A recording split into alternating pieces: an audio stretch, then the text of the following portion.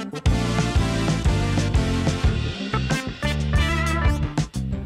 apa kabar semua? Selamat datang di Project Review dengan Putu Reza. Dan langsung aja yuk, hari ini kita ngebahas tentang M1 iPad Pro, tablet yang bisa dibilang paling wah di dunia saat ini dengan segala macam kelebihannya.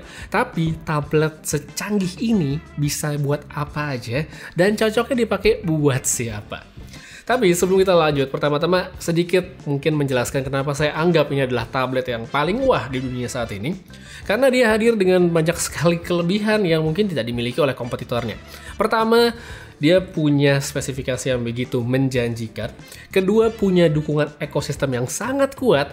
Dan yang ketiga adalah tentu saja branding Apple yang kuat juga. Jadi menjadi kombinasi yang menjadikan produk ini adalah satu tablet yang sangat menarik sekali. Buat desain atau tampilan luar, saya udah nggak akan bahas panjang lebar. Intinya, Apple tidak melakukan perubahan apa-apa di bagian luar.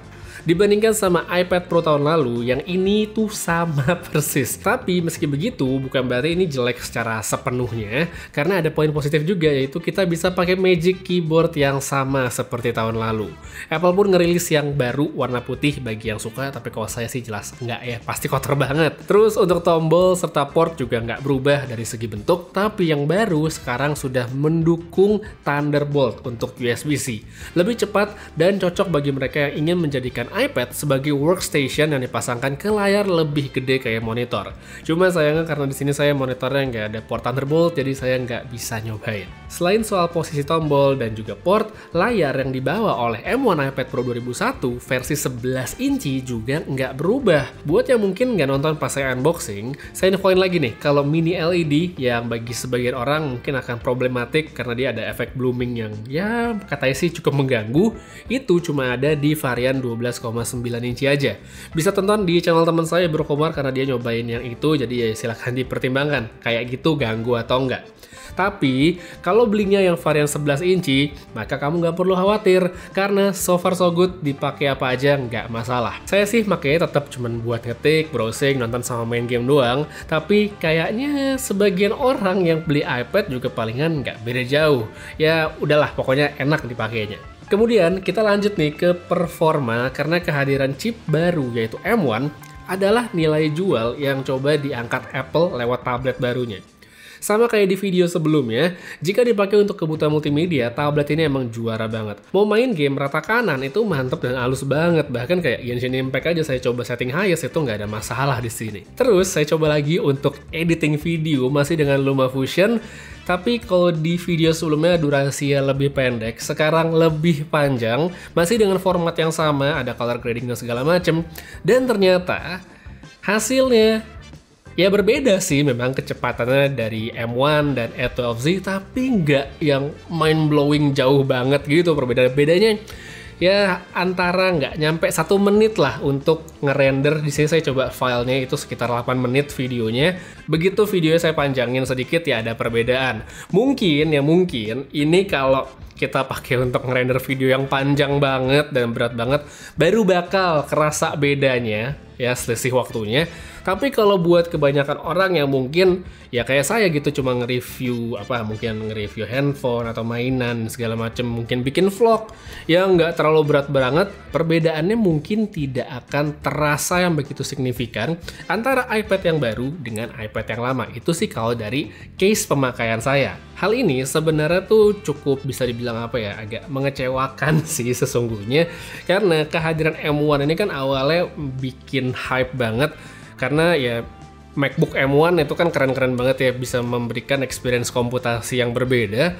Tapi ternyata begitu dibuat tablet dan saya bandingkan dengan iPad yang sebelumnya, ya itu dia, nggak ada perbedaan angka yang jauh. Padahal kalau dari percobaan benchmark, selisihnya lumayan sekali, multi-core, single-core itu yang baru kelihatan wah banget. Tapi ya itu dia, dari pemakaian sehari-hari saya tidak merasakan ada perbedaan yang signifikan. Jadi kalau misalnya yang kamu kejar, pengen beli iPad nih, iPad baru, iPad Pro baru, dan pingin yang dapet speed yang kenceng banget, itu sih menurut saya tidak terdeliver untuk sementara lewat M1 iPad Pro.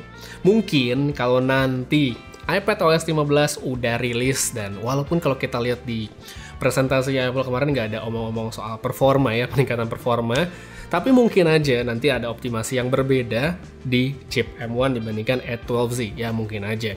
Karena ya mau gimana pun juga M1 ini kan adalah produk baru, umur aja belum setahun gitu kan chipsetnya. Jadi kemungkinan aplikasi-aplikasi yang tersedia dan bisa di-download di App Store itu memang belum dikondisikan untuk optimize di M1. Jadi ya itu dia sih asumsi saya. Benar atau enggaknya akan kita lihat di masa mendatang. Kira-kira tablet ini bakal berubah jadi yang keren banget atau jadi biasa aja. Habis itu sekarang kita ngomongin ya perbedaan sih dibandingkan yang tahun lalu.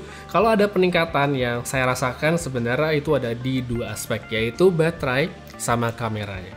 Baterainya dulu deh, memang di sini M1 lebih efisien karena saya bisa menggunakan tabletnya lebih lama dibandingkan yang sebelumnya. Walaupun ya itu dia, nggak ada selisih yang super jauh, tapi ada peningkatan di segi baterai tentu adalah tambahan yang oke sekali ya, nggak bisa dikeluhkan sedikit pun juga tetap bagus. Habis itu untuk kamera, khususnya kamera depan, sekarang ada lensa ultra wide dan ada fitur center stage yang bisa dibilang tambahan positif. Paling tidak, awalnya saya pikir seperti itu. Tapi begitu dipakai, ini sebenarnya ternyata nggak terlalu bagus. Misal kita pakai lagi meeting via Zoom, kan fitur ini bisa ya diaktifin via Zoom. Pas lagi sendiri sebenarnya nggak ada masalah. Tapi misalnya tiba-tiba di sekitar ada orang yang awalnya nggak masuk frame dan nggak kelihatan karena kedeteksi oleh kamera ultra wide dan fitur center stage-nya nyala, maka otomatis framingnya akan ngelebar sehingga yang mestinya nggak kelihatan jadi kelihatan. Jadi kalau dipakai meeting yang serius, kalau menurut saya sih mendingan center stage-nya dimatiin aja. Kalau kamu nggak jaminan di sekitarnya bakal nggak ada orang. Jadi kalau misalnya kayak di rumah orang tua ada anak kecil, nah itu mendingan dimatiin aja. Jadi ya kalau menurut saya nih, tablet ini masih tetap yang bagus, masih keren banget, future proof pastinya. Tapi kalau dibandingin sama iPad Pro sebelumnya, apalagi yang 2020, ya itu dia, nggak ada perbedaan yang signifikan. Jadi buat mereka yang sudah punya iPad Pro 2020, nggak perlu ganti sih ke yang baru. Kecuali kamu mau ganti yang 12,9 mungkin ya oke lah, karena panelnya berbeda, experience layarnya berbeda ya, meskipun ya buat sebagian orang mungkin bloomingnya nggak enak, tapi ya mungkin cocoknya update ke situ. Tapi kalau untuk yang ini sih enggak. Tapi tetap saja nggak menutup kemungkinan bagi mereka yang selama ini menunda-nunda untuk membeli iPad Pro, ya ini dia tablet yang layak banget kamu miliki. The best of the best, masih tablet terbaik dan enak banget. Apalagi kalau kamu punya ekosistemnya Apple kayak iPhone, mungkin MacBook. Ya ini dia, perangkat yang akan sangat melengkapi keseharian kamu. Apalagi nanti ya di iPadOS 15 dan macOS yang baru kan ada Universal Control, itu enak banget sih pasti bakal dipakai. Jadi ya itu dia. Ini tetap recommended banget. Dan buat kamu yang pengen beli, bisa langsung aja cek link yang ada pada kolom deskripsi di bawah.